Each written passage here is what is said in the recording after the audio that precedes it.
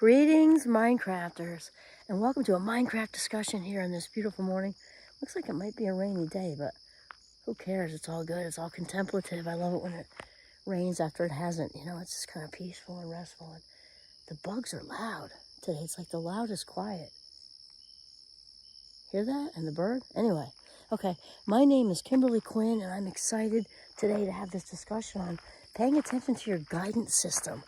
Probably short and sweet today, okay? Because we're kind of reiterating. And I had my inspiration today on my exercise bike, so I've become a workout animal after I do my gratitude journal.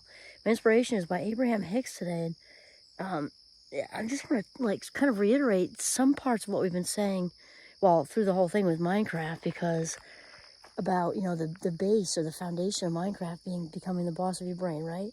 Thoughts coming first and then feelings come second. So therefore, we can know what we're thinking by how we're feeling, right? We can't feel anxious without thinking anxious thoughts first.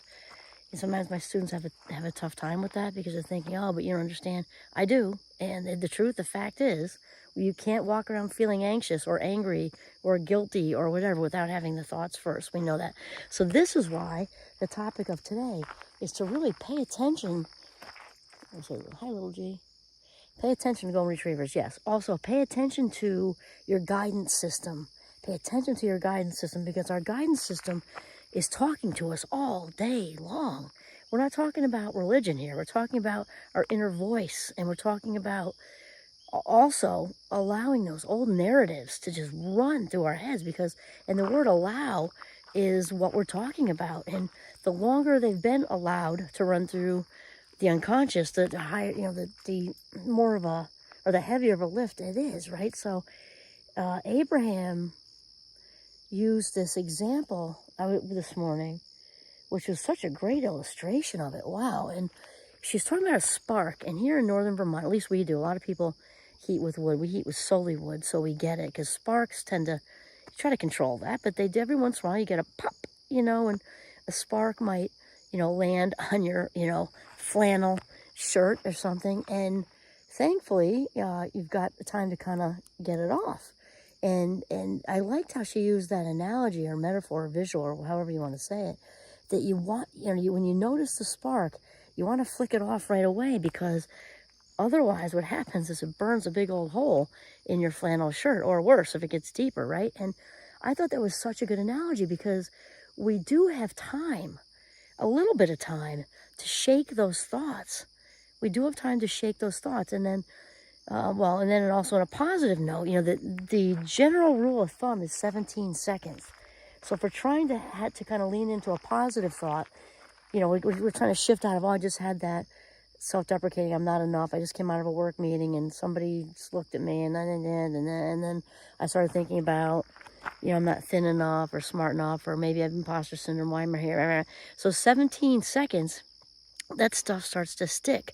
Also true when we flip it around and we are on our top of our game, we see the spark, start to feel the heat and flick it off, and then rapidly shift into some really good positive self-talk about, I got a fact check here. I am enough. I'm surrounded by these executives, let's say in some high rise in Manhattan or something. That isn't an accident.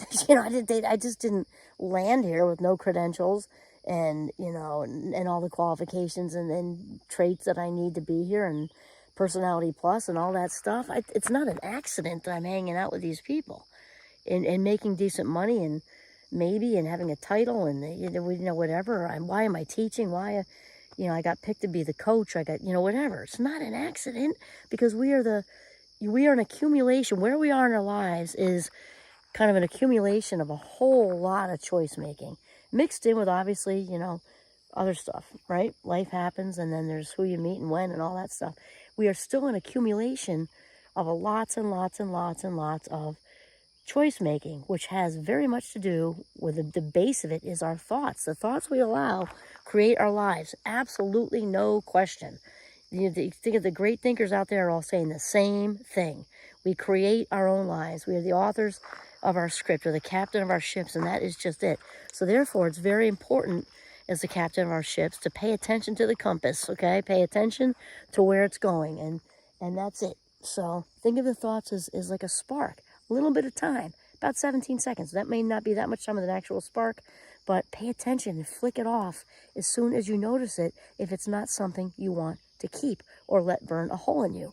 All right, so that's it. Pay attention to your guidance system. Control your thinking, and therefore you will feel better. This is Kimberly Quinn signing off from the beautiful, very loud, quiet Notch in northern Vermont. Have a mindful day.